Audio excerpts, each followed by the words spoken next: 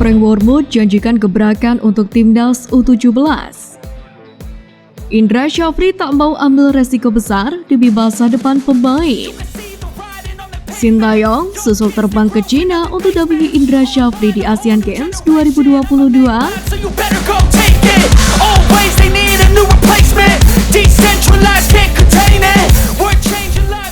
Frank Wormuth janjikan gebrakan untuk timnas U17.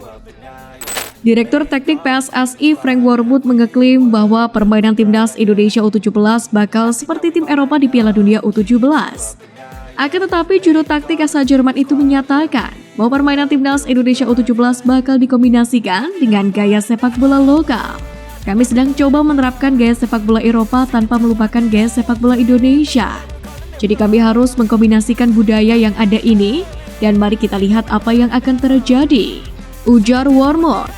Selama 2 bulan menjadi direktur PSSI, Wormuth mengaku sudah bisa menilai permainan para pemain timnas Indonesia U17.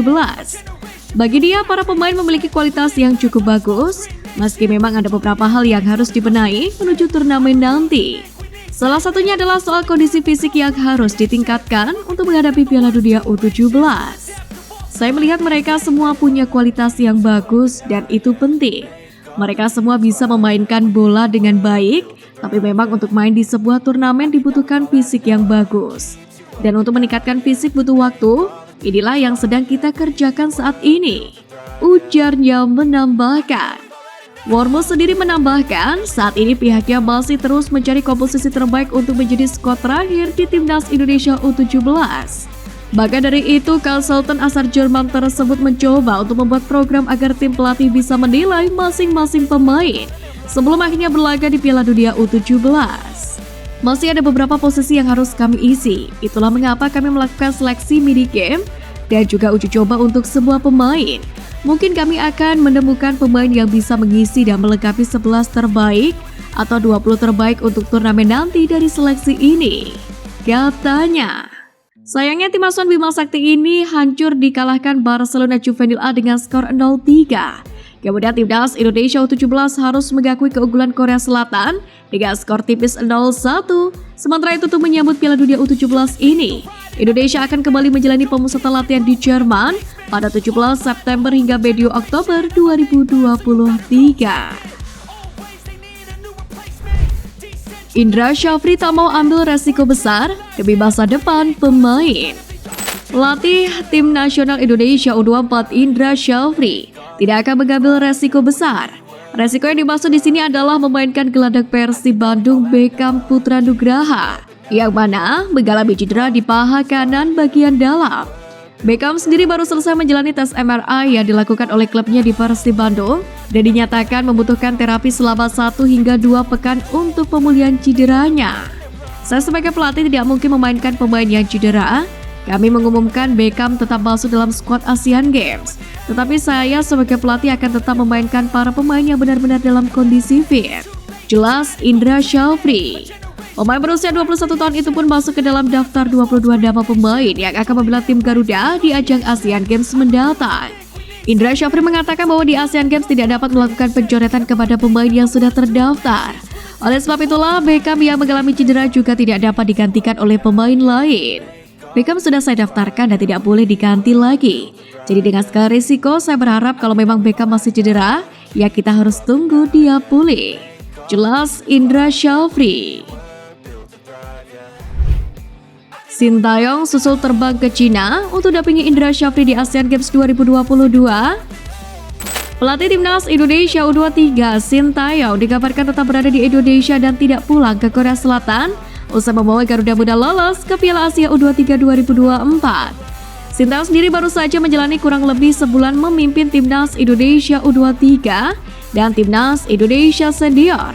Terhitung sejak 14 Agustus lalu, Sintayong telah memimpin timnas U23 Indonesia tampil di 2 event, adalah Piala AFF U23 dan kualifikasi Piala Asia U23. Sementara untuk agenda timnas Indonesia Senior, Sintayong memimpin saat FIFA Matchday melawan Turkmenistan kemarin. Dalam 3 ajang ini, pelatih asal Korea Selatan tersebut menorehkan hasil apik. Pertama, timnas U23 Indonesia keluar sebagai runner-up Piala AFF U23 2023. Padahal PSSI tak memberikan target apapun.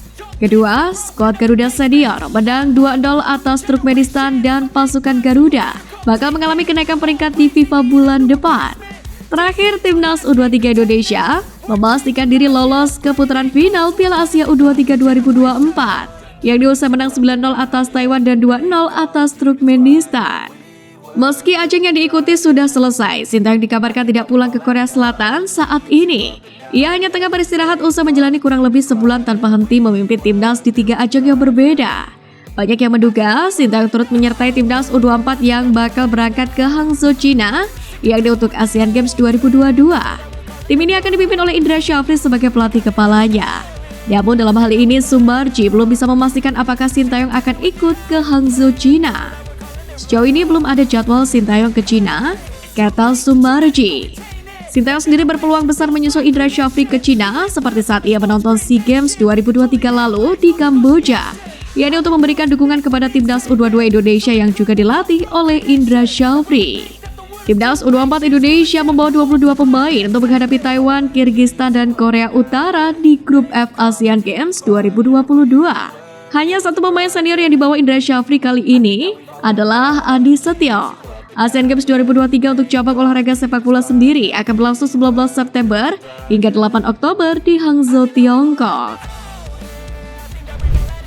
Kehebatan Sintayong jadi kunci timnas Indonesia di kualifikasi Piala Dunia 2026. Kualifikasi Piala Dunia 2026 akan segera dimulai, termasuk di zona Asia. Timnas Indonesia akan bertaruh sejak babak pertama pada ajang tersebut. Tim Garuda akan menghadapi tim tetangga Brunei Darussalam pada laga ini. Pertandingan itu seharusnya bisa dimenangkan oleh timnas Indonesia dengan mudah. Saat ini level Brunei jauh berada di bawah tim merah putih. Selain itu, catatan pertemuan kedua tim juga memberikan keunggulan bagi timnas Indonesia. Skuad Garuda sendiri harus menjalani jalan panjang dan terjal untuk mencapai putaran final Piala Dunia 2026 nanti. Sebab setelah melewati Brunei, timnas Indonesia akan bersaing di babak kedua, di mana grup F yang berisi Irak, Vietnam, dan Filipina sudah menanti skuad Garuda. Timnas Indonesia sendiri minimal harus menjadi runner-up grup F untuk bisa melaju ke babak ketiga. Kemudian pada fase tersebutlah tiket ke Piala Dunia 2026 mulai ditentukan, di mana sebanyak 18 tim yang lolos dari babak kedua akan dibagi menjadi 3 grup, dan setiap grup terdiri dari 6 tim. Mereka akan bertanding satu sama lain dengan sistem kandang dan tandang. 2 tim teratas dari grup A hingga grup J bakal lolos langsung ke Piala Dunia 2026.